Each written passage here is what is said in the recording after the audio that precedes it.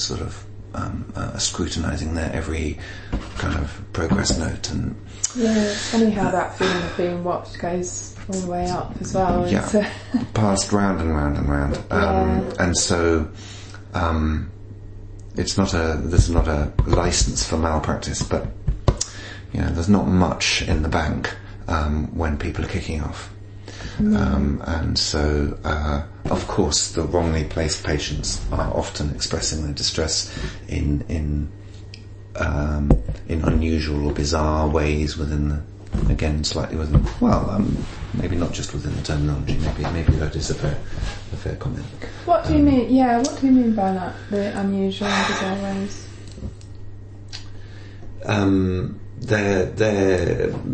Their safety practices may be particularly hard to recognise as safety practices. Do you understand? I again hesitate to lump people together. And when you say safety practices, so to put you on the spot. No.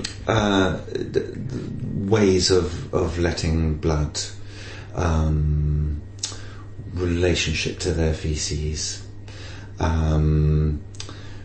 relationship to their bodies generally, places where they might take a blade to them. I think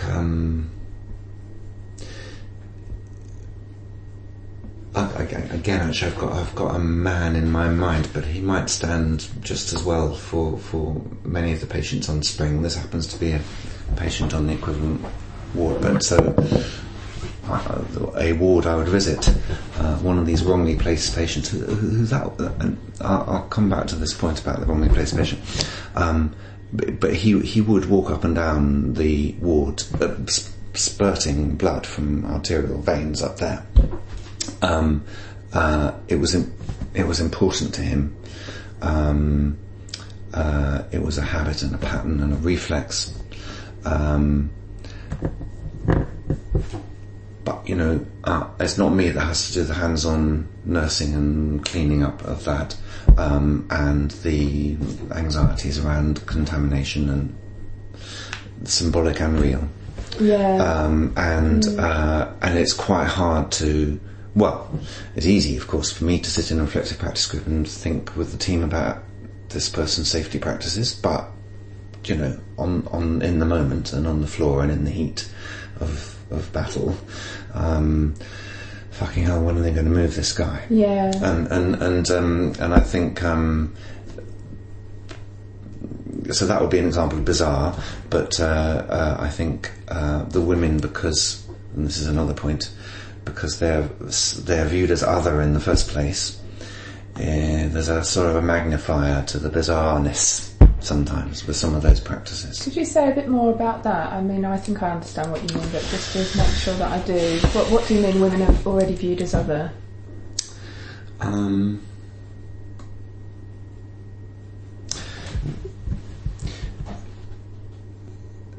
think these are fundamentally patriarchal systems of care, firstly.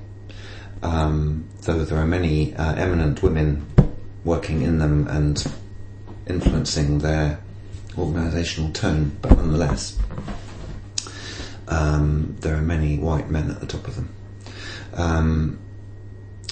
I think that women aren't supposed to offend, so you understand, in lots of inverted commas, but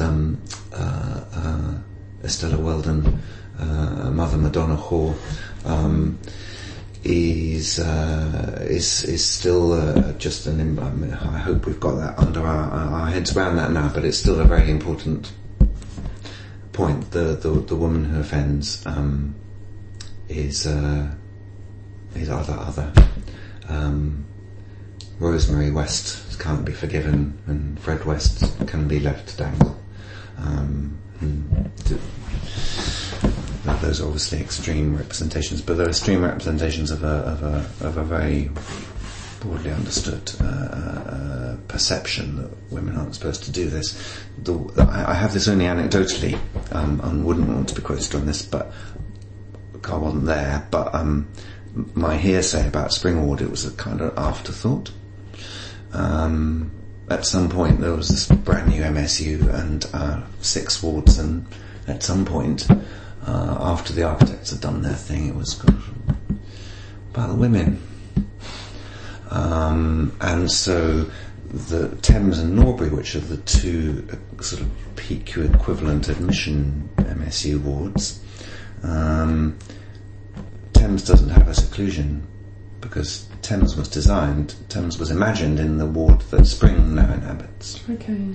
So Spring needed to have a seclusion facility. I mean, there's a whole debate about that, of course, but within terms of the project, it was allocated a seclusion facility, so the women had to have one. But there's now only one for the men, because it was kind of an afterthought. So the architects had already done their thing, so Norbury, which is the sort of top of the pathway, has its seclusion unit, but Thames, if one of their guys needs seclusion, there's a double problem, because not only does he need seclusion, so that's a problem, but he's also got to be transported to Norbury.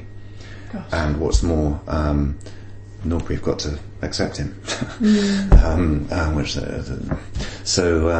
That's off your track. It's interesting though, because it fits in with what you're saying in terms of. So the women have got a seclusion. The idea facility. Of women and dangerousness, I think. So that's all quite complicated, and but it goes to the othering, and the women aren't supposed to be doing this, and I think these multidisciplinary teams are men and women, or multigender if you like.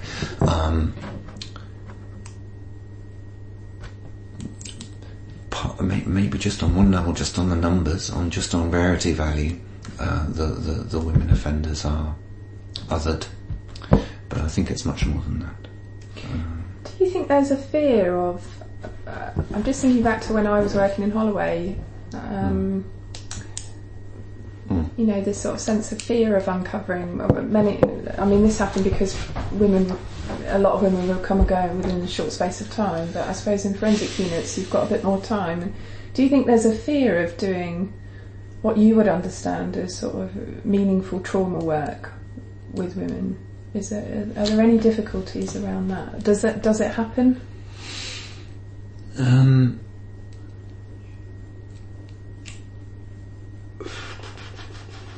I